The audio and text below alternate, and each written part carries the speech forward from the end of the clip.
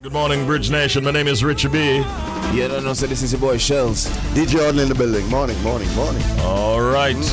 And it was Sean to the rescue. Yeah. You don't know what? And Sean have to run out and say, what? Let him in. Oh. Yeah. All right. But having said that, we're on the inside now, obviously. Yeah. You know why? Because them fly the gate. Similar little problem in the reach me too. Yeah, man. Today? Yeah, just a while ago, yeah. Hold on. Hear that, Sean? Yeah, man. That's like a double whammy. They go park and jump, but it's me. I say, Yeah, no. But I came in like 5 minutes or so ahead of you. Man. Yeah, man. I'll tell you. That's a strange one. Yeah. Anyway, we're here to take care of you until 10 o'clock this morning, and it's all about Top of the Bridge. Up and go. There's a lot to get through, some guests that we'll be featuring and talking with, some features that you've come to expect that we'll be delivering, and all in all, it's going to be that kind of program that will get you up, to get you fed, get you dressed and out, to work or school or play or whatever. And it's now time for WTF. What the Fact? Alright, so today we're going to big up the first black woman to graduate from an established American college. Her name is Mary Jane Patterson, and she was 16 years old when her family, among others, moved to Ohio in hopes of sending their children to college. She's the daughter of a master mason and became the first black woman to graduate from an established American college called Oberlin College. 3 years after her completing her studies in 1862, Patterson was appointed a teacher assistant in the female department of the Institute of Colored Youth in Philadelphia, according to the African American Registry.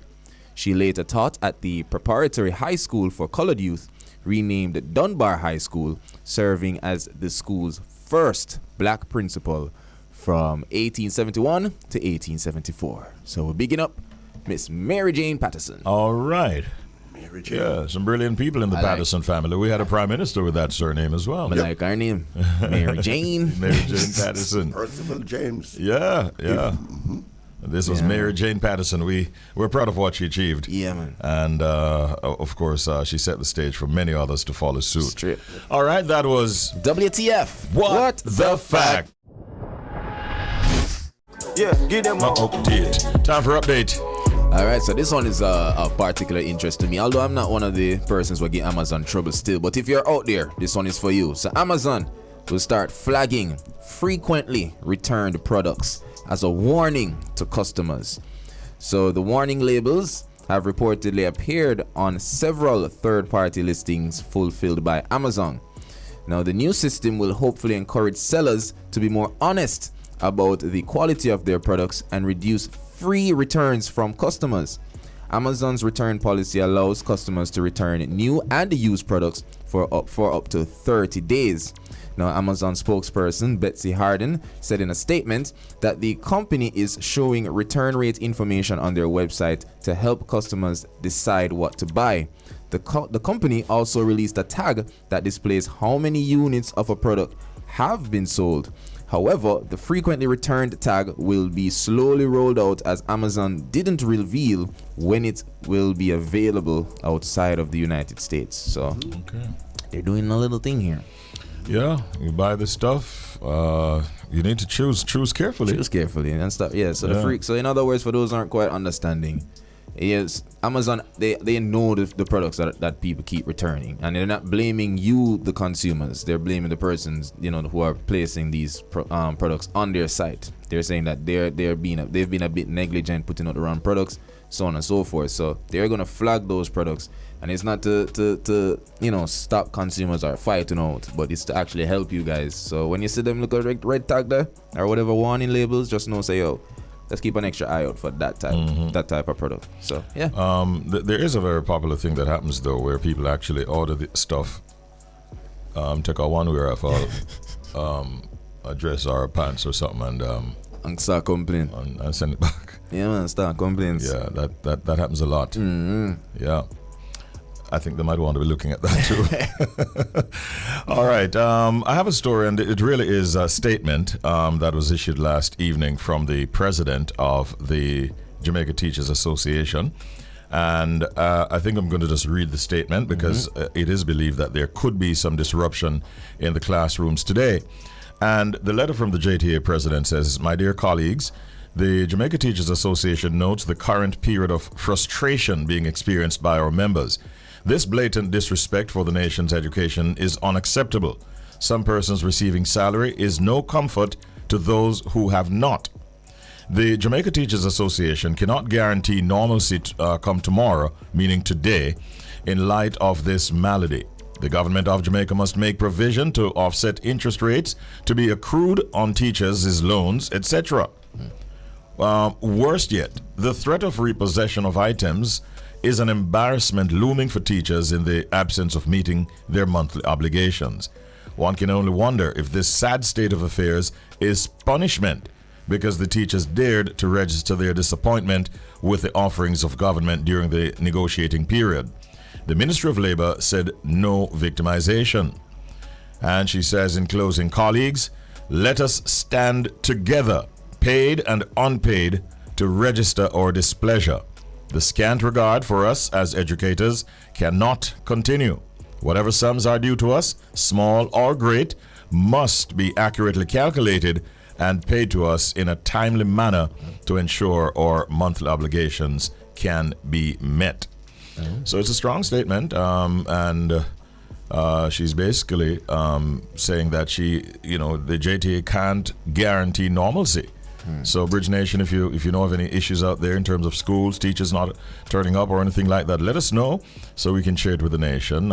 She's bemoaning the fact that in instances teachers might be exposed to increased interest rates or interest charges, and even the possibility of repossession of their items because they don't have their salary. And I suppose even things like their mortgage payments and so on could be impacted. Yeah. So she put out that statement, and we wait to see what impact that will have on the schools come today.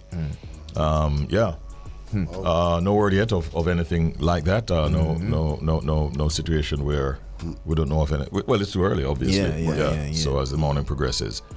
All right. The Ministry of Education, though, they have been saying that teachers are being paid, but obviously not everybody is being paid. So, and as the JTA president says, some being paid and others not being paid. It's not a consolation to those who are not paid. The fact that some are being paid. Understood. So let's see what happens. I hope. Obviously, the negotiation was extended. And I think the Minister of Finance had intimated that he wanted people to sign off by a certain date so that they could start the calculations and so on and so forth. Okay. And so that's what's happening. We thought we'd share it with you inside of Update. Good morning to all the teachers out there. Hope that your pay will be in your bank accounts by later on pretty today. soon. Yeah. All right. Hopefully. That's it for Update. Yes, sir. It's now time for the Proverb of the Day. And here it is.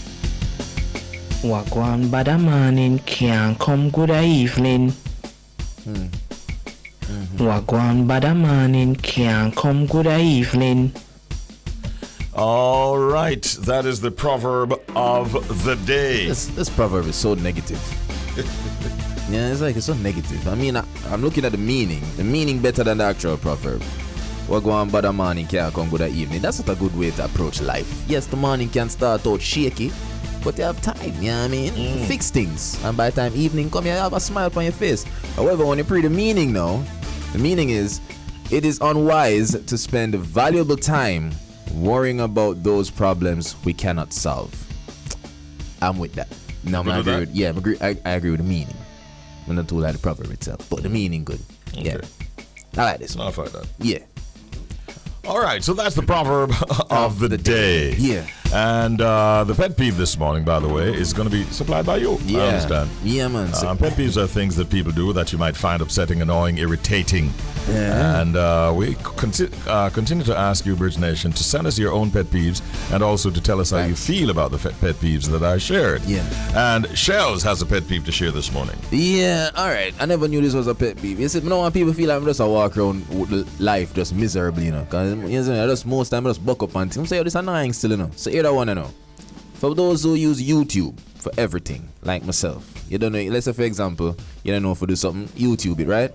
What I don't like, I find very annoying, is when them take forever to get to the point in the video. The video, like I said, how can I flush this toilet?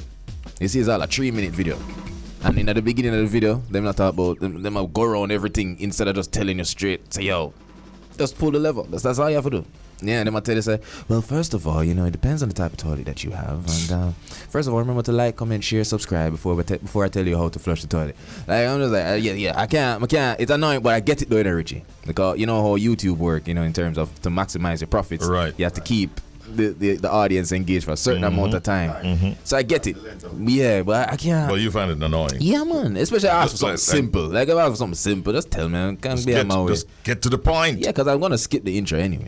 Isn't it? But yeah, so that's a little annoyance. Yeah, it might take forever for that. That might not change in the time. No, it's not going to change. I'm not going to mash up the people their money. Shelz, I hope they're listening to you, but, as was said earlier, yeah, I don't think you're gonna.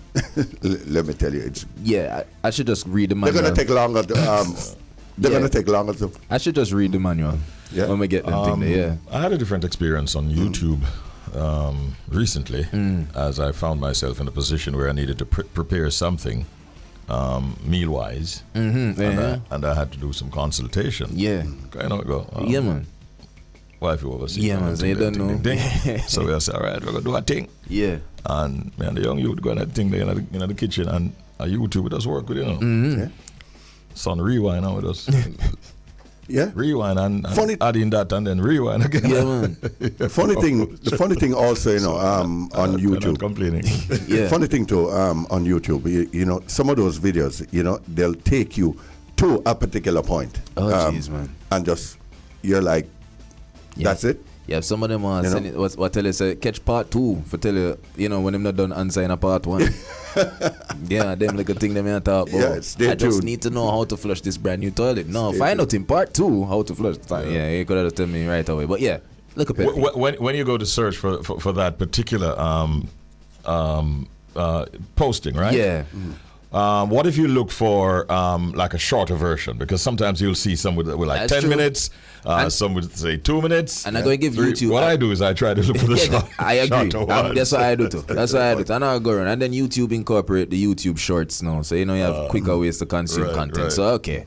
But yeah, them long video they take long for telling me. Just get to the point. I can't take it. Yeah. I experience that when I'm looking, because I love looking on cars and things, vehicles, you know what I mean? Yeah. Well, So yeah, I do. Yeah, So I will go on and I see a 14-minute video about this brand new vehicle and thing. I'm see a 4 minutes one. I just go About the same vehicle though. Yes, That's yeah. what it goes to show that they can cut it down. That's all I'm saying. Yeah. All right. And so we'll be going right into our first interview segment. You see, bus and taxi owners have until this Friday to renew their road licenses, or they'll have to fork out thousands of dollars for a late fee. In a statement, the Transport Authority is reminding all owners and operators of public passenger vehicles, PPVs, and commercial carriers that the deadline for renewal of their road licenses is this Friday, and a fee would become effective on April 1. Of course, it is encouraging all of those involved to pay up and to make sure that they have their licenses renewed. And Mr. Edgerton Newman is the president of the Transport Operators Development Sustainable Services, TODS, and we want to get from him how his sector is responding in the face of the fact that they have thousands of dollars that they might have to pay in late fees if they don't pay on time. Good morning, Mr. Newman. How are you doing today? Good morning, my brother. I'm doing well, giving thanks for another day. All right. Thank you so much for joining us this morning. It is obvious that taxi operators who find themselves in a tight spot with the transport authority, in terms of the thousands of dollars in late fees, if their licenses are not renewed, they're having a challenge, it would appear. What are you picking up from your membership? In the public transport sector, it is always a hard road to travel and a mighty long way to go, because we are immune to these sort of situations over the past several years in the public transport sector, where despite the situations surround us, there are always some hard needles to which we have to step on. And one of them is late fee payment. Of course, we all know that at the end of this month, the renewal period for renewing your license, those who have 1 year license, contracted license, have to pay the renewal. So we understand that if we go over the period, then a late fee will be charged to us, unfortunately. We believe we are coming out of a pandemic. We have several major issues affecting us right now. We're just being dipped into the ocean of outstanding traffic tickets. We have challenges. Some of us even have the money I can't pay at the courts. And so there's a myriad of challenges we have right now. And it's unfortunate that the government seems to want to put on us a late fee charges again at this time, but we have to navigate through it. And so our operators are forced in a way. If you go to the transport authority this morning at 8 o'clock, you'll understand the crowd that is there wishing for the next couple of days to pay the outstanding tickets. But there's some light over the horizon. I have, as the leader of one of the organizations, applied for an extension of 2 weeks to allow us to make good our payments, because several hundred of us will not be able to meet the deadline on Friday, and so the late fee will reach them. I've been hearing good news. I think last word I heard from the Transport Authority yesterday that they are seriously considering my request for an extension. Okay. So that's where we are right now. But we have to do what we have to do to stay on our business and to provide a continued service for the people of Jamaica. So, Mr. Newman, so it's safe to say that you're confident that your members will pay the fines, this regardless, especially with an extension in place. It's not that we have to pay. It is a must, because if we don't, come Monday morning, we don't have a license. We are illegal on the road by law. And this will happen, as I said before, this will happen to hundreds of transport operators who are now preparing a car for checks at the transport authority, because you have to check your vehicle to ensure that it's roadworthy. So those persons have to buy tires, buy a number of things before they can go to the Island Traffic Authority to get their car in the right position to go and do their renewal. That's what they're doing now. So the funds are not there. There are some people who have to borrow money. One of the things is insurance, And although we have a nice insurance company who are helping us along the way, it is still a high cost for motor vehicle, and so we have to do all these things before we can get our car to renew.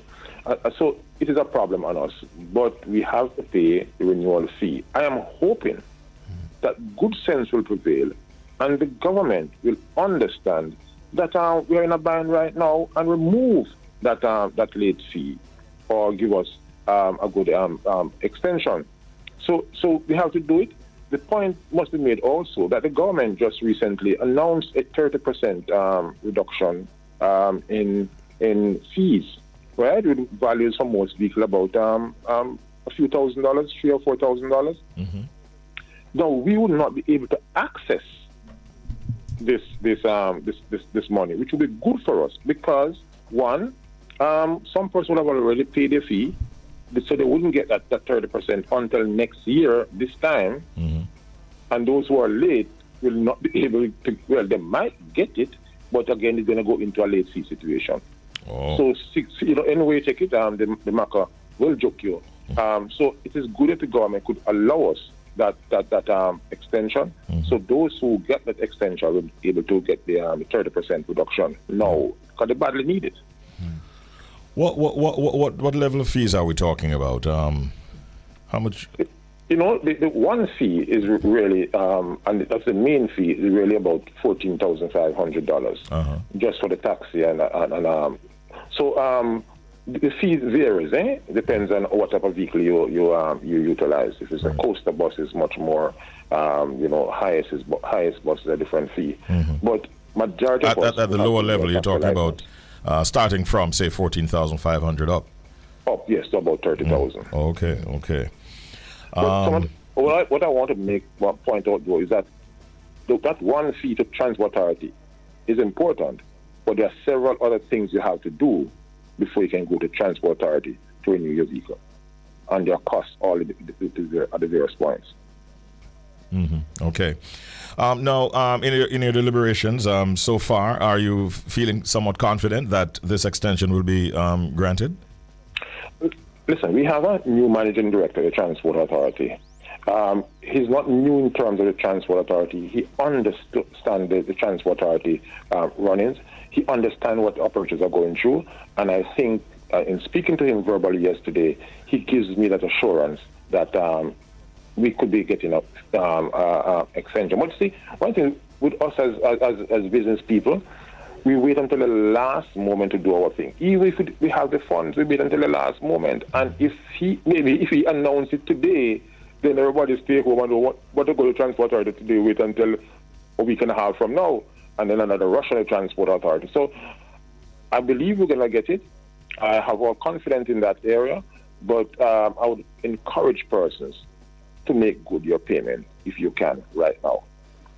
All right. On that note, we want to say thank you so much for being a part of the program this morning and for the information you shared. Have a good day.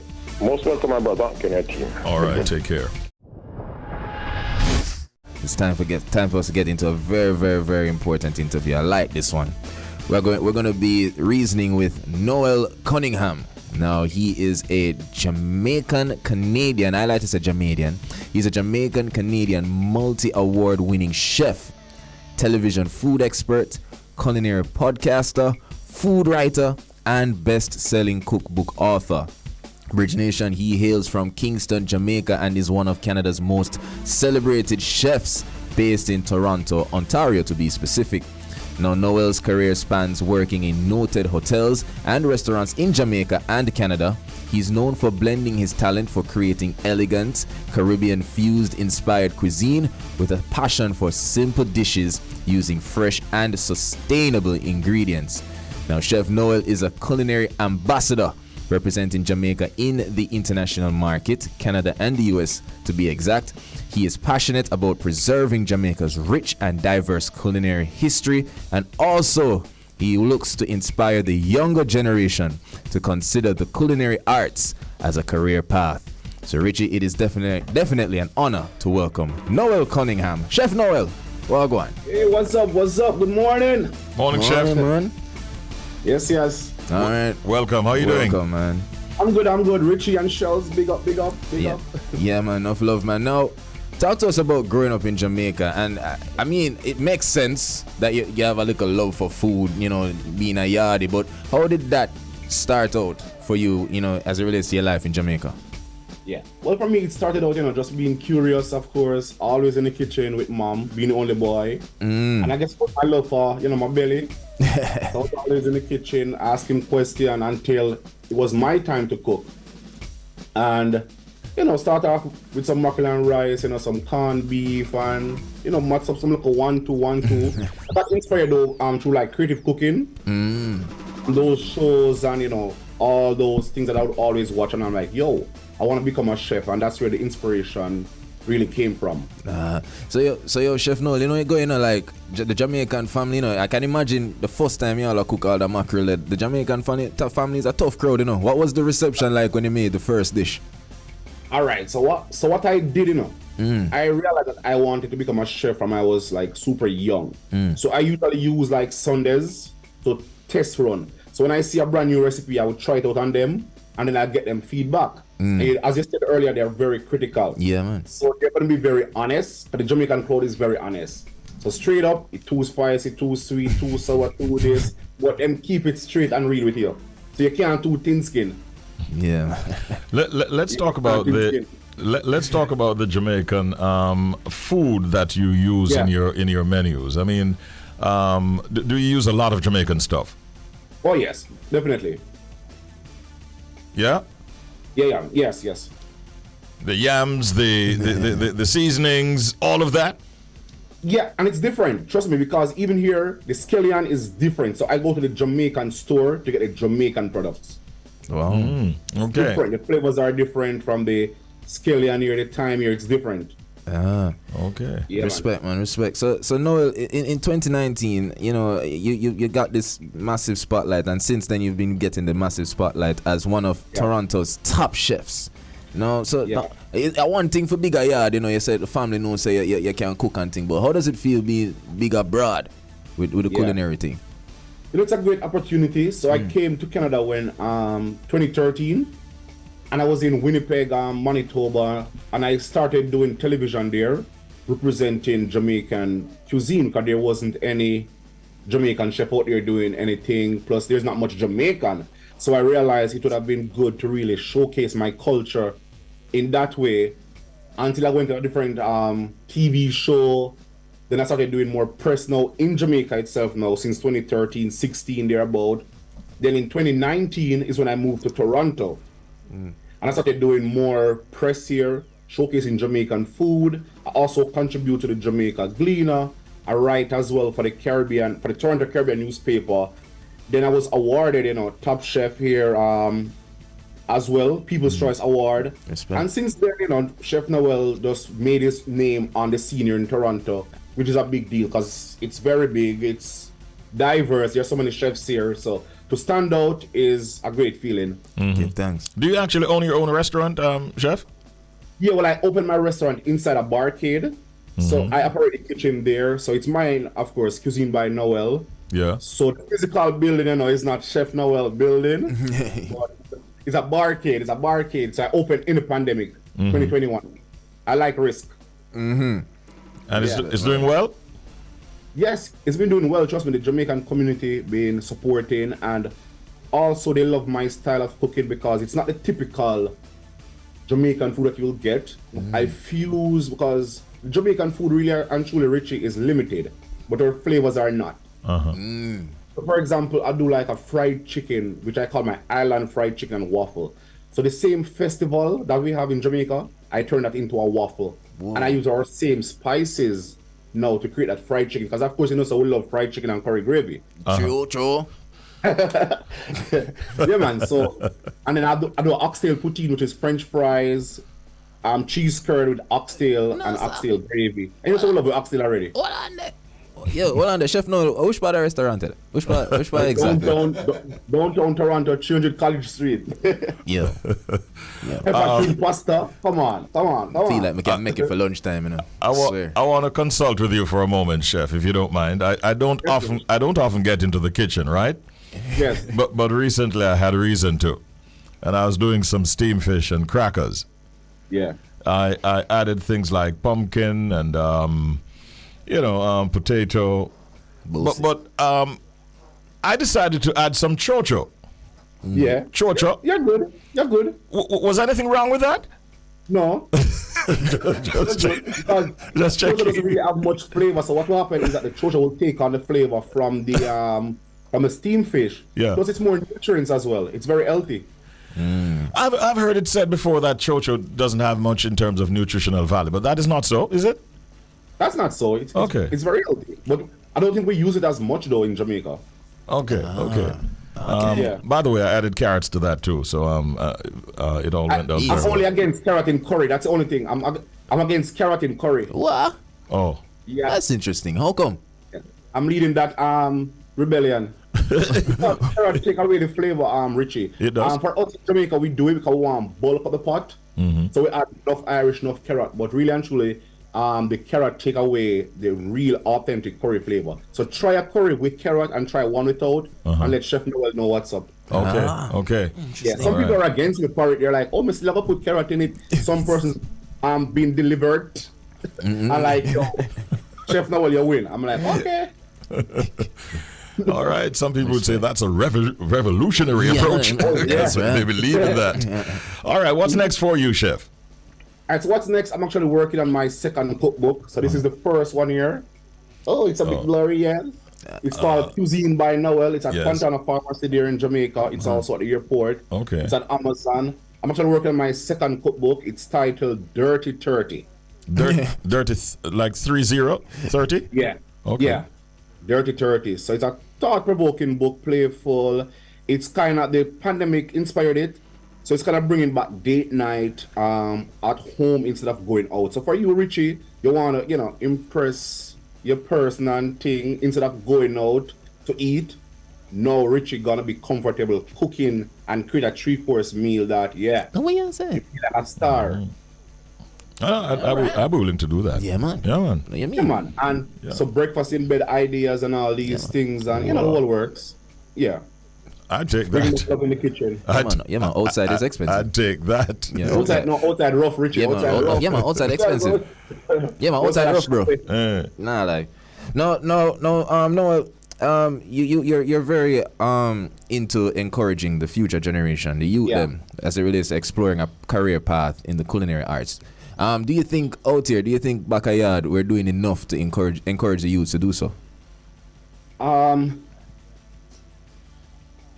I don't think so, to be honest, and to be truthful. I know we have, for example, we have Art Trust educating the youths, but we need more role models out there, and we need to highlight the persons who are really doing well, especially in skills area, because recently a few schools in Jamaica, they were highlighting me as part of their Black History Month Jamaica Day thing, from root to fruit. And yes. it felt really good because oftentimes I don't see chefs being highlighted in this way. It's usually the athletes, Miss Lou, Bob Marley, you name it. And then when career days, people want to become teachers, doctor, and lawyer.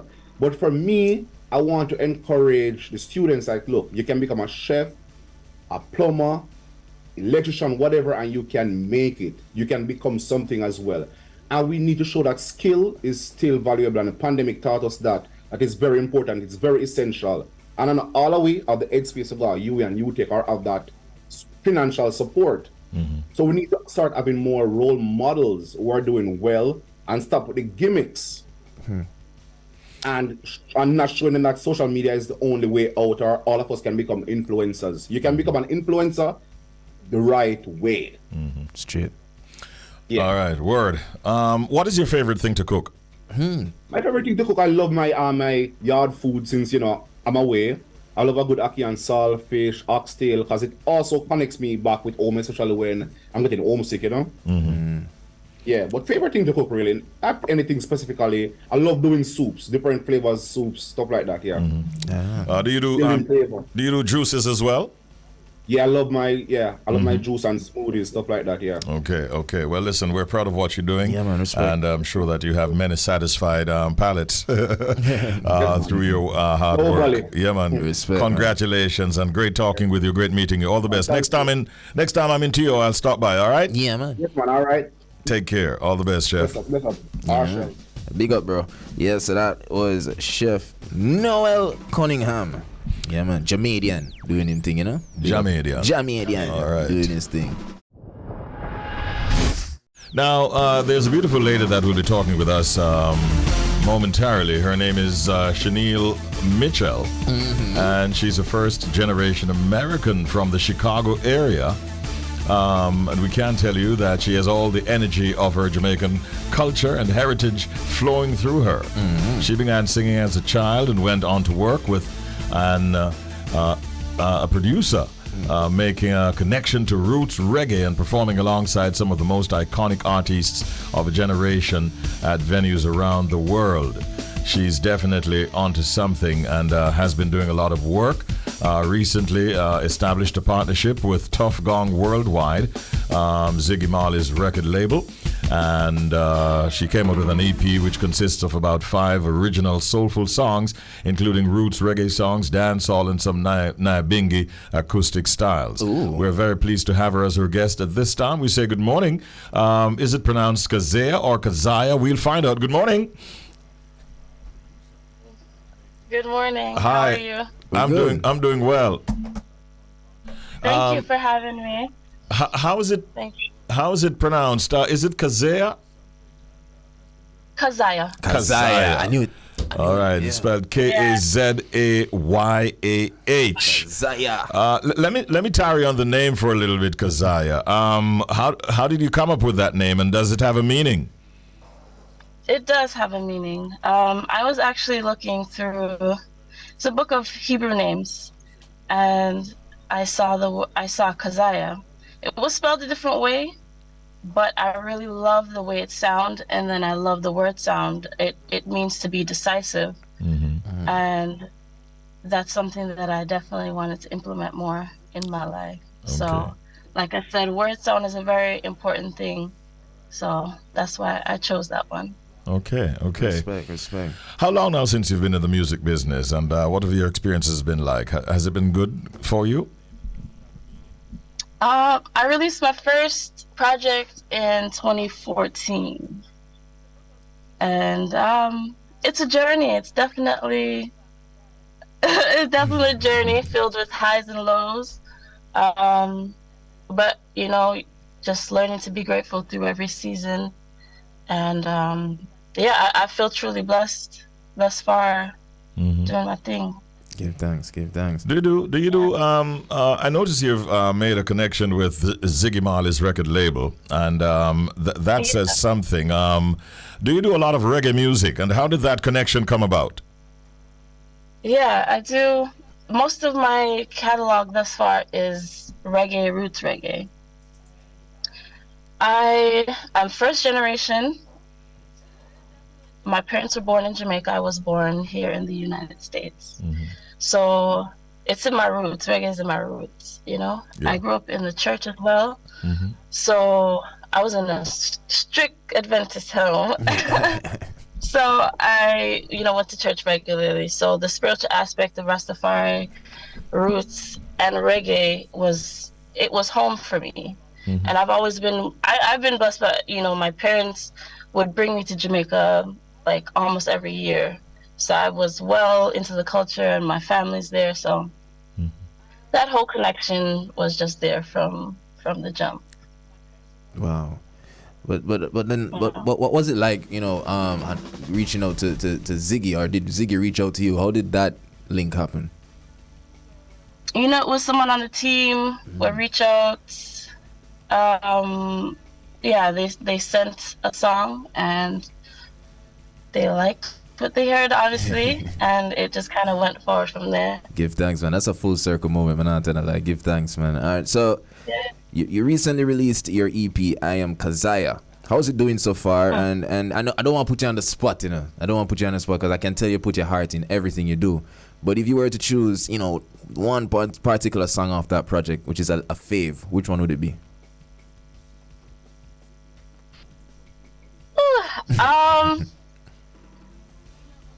I have favorites for different reasons, like different favorites. But you have to choose one. Shine is a really sweet one for me. Can I just tell you? Can I just choose a few? Mr. Sunshine is very special for me. Just the sound, the quality, just even the growth in my vocal performance.